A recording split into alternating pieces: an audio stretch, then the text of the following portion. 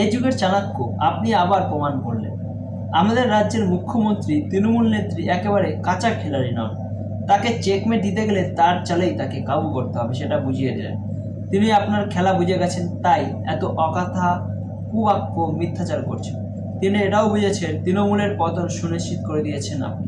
পশ্চিমবঙ্গের গ্রাম বাংলার অতি সাধারণ মমতা প্রেমীরা এতদিন বলতো উনি কোনো অন্যায় করেননি, যা করেছে মন্ত্রী, দলের অন্য নেতারা আই ভাইপো, উনি সততা প্রতীক। তারাই বলছেন ফাইল চোর মমতা।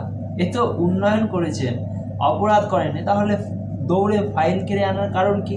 অর্থাৎ আসল চোর দুর্নীতিদের আশ্রয়দাতা যে মমতা, তা প্রমাণিত। আবার অনেকে বলেছেন ইডির উপস্থিতিতে সবুজ ফাইল ছিনতাই হয়ে গেল, অথচ মুখ্যমন্ত্রীর ব্যাপারে আইনত ব্যবস্থা হলো না কেন? আসলেই আপনি চাণক্য, ঠান্ডা মাথায় তৃণমূল নেত্রীকে পাগলের মতো দৌড় করানোর ক্ষমতা রাখেন। এটাই রাজনীতির কূটনৈতিক কৌশল। নেত্রী নিজেই এই রাজ্যে আইন শৃঙ্খলা যে কিছু নেই, তৃণমূল পার্টি আর সরকার যে ঘেটে ঘ হয়ে গেছে, পুলিশগুলোই যে পার্টি চালায়, পার্টির নেতা নেতৃত্বে যে দাস হয়ে গেছে, তার নিজেই নিজের ভুল পদক্ষেপে প্রমাণ করে দিয়েছে। তিনি বললেন তিনি মুখ্যমন্ত্রী না, তৃণমূলের চেয়ারপারসন হয়ে প্রতীক জৈনের বাড়িতে গিয়েছিলেন, কিন্তু একবারও ভাবলেন না ওনার পার্টির কাজ এত এত সরকারি আধিকারিকদের ব্যবহার করতে করতে আদৌ পারেন কি, ওটা সাংবিধানিক নিয়মে পড়ে কিনা। অর্থাৎ উনি আপনার চাপে হিতাহিত জ্ঞান শূন্য হয়েছেন, আর এর ফলে বারংবার ভুল করে চলেছেন, যা ওনার ধ্বংসের কারণ। ম্যাডাম রাষ্ট্রপতি শাসন জারি করার সকল ব্যবস্থা করে ফেলেছেন। যে সরকারের সময় প্রশাসন, স্বাস্থ্য, শিক্ষা, অর্থনৈতিক পরিস্থিতি সব ভেঙে পড়েছে, যেখানে মুখ্যমন্ত্রী রাজ্যের সাংবিধানিক মুখ্য হয়ে উন্মাদের মতো আচরণ করছেন, সারাদিন ভুলভাল ভুগছেন, নিজের একতিয়ার ভুলে ওনার উচ্চপদস্থ আধিকারিকদের আক্রমণ করছেন, তিনি অহরহ সংবিধান অবমাননা করছেন, তা প্রমাণ করছেন নিজের দায়িত্বে। আবার নিজেই ইডির বিরুদ্ধে কোর্টে গিয়ে প্রমাণ করেছেন উনি কেন্দ্রীয় সিস্টেম সম্পর্কে অজ্ঞ। এতে রাজ্যকে ৩৫৬ ধারা প্রয়োগ করার দিকে আরও এগিয়ে রাখলেন। আবার এ রাজ্যে কোর্টে যে তৃণমূলের গুন্ডারাজ চলে, তা বিচারপতিকে সুষ্ঠুভাবে মামলা শুনতে না দিয়ে তাকে এজলাস থেকে উঠে যেতে বাধ্য করে প্রমাণ করলেন আইন শৃঙ্খলা শিখেই তুলে দিয়েছে। গোটা দেশ এই দৃশ্য দেখেছে। আর আজ রাজ্যের বিরোধী দলনেতা, কেন্দ্রীয় মন্ত্রীদের বিরোধী দলীয় সভাপতির ওপর এইভাবে আক্রমণ করে প্রমাণিত করলেন মানুষের গণতান্ত্রিক অধিকারটুকুও আপনি কেড়ে নিচ্ছেন।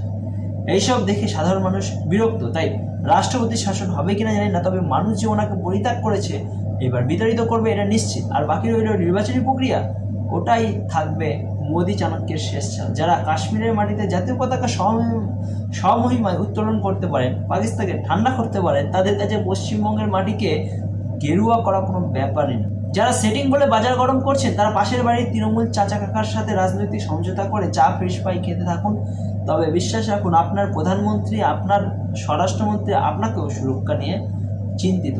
তিনি আপনার সন্তানের ভবিষ্যৎ সুস্থ পরিবেশ গঠন হয়, সেই সঠিক শিক্ষার পরিবেশ পায় তার ব্যবস্থা করার জন্য। আপনি যাতে বিনা চিকিৎসায় ভুগতে না থাকেন, আপনার স্ত্রী কন্যার পায়ের তলায় মাটি যাতে শক্ত হয় তার ব্যবস্থা করার জন্যই লড়াইটা লড়ছেন। সেই লড়াইয়ের স্বাদ দিতে না পারেন, বিভ্রান্ত করবেন না। মনে রাখবেন, আপনার লেকচার ততদিন চলবে যতদিন আপনার পাটা ঠিকঠাক ফেরার মতো শক্ত মাটিটা পাবে। তাই দয়া করে এইবার ভোটের দিন একজন রাষ্ট্রীয় নাগরিক হিসেবে নিজের জীবনের 30 সেকেন্ড ইভিএম ভোট আমরা টেপার সময় নিজের দেশের, রাজ্যের জন্য জাতি, ধর্ম, বর্ণ, রাজনৈতিক ভেদাভেদ ভুলেন নিজেকে রাষ্ট্রহিতে নিবেদন করুন।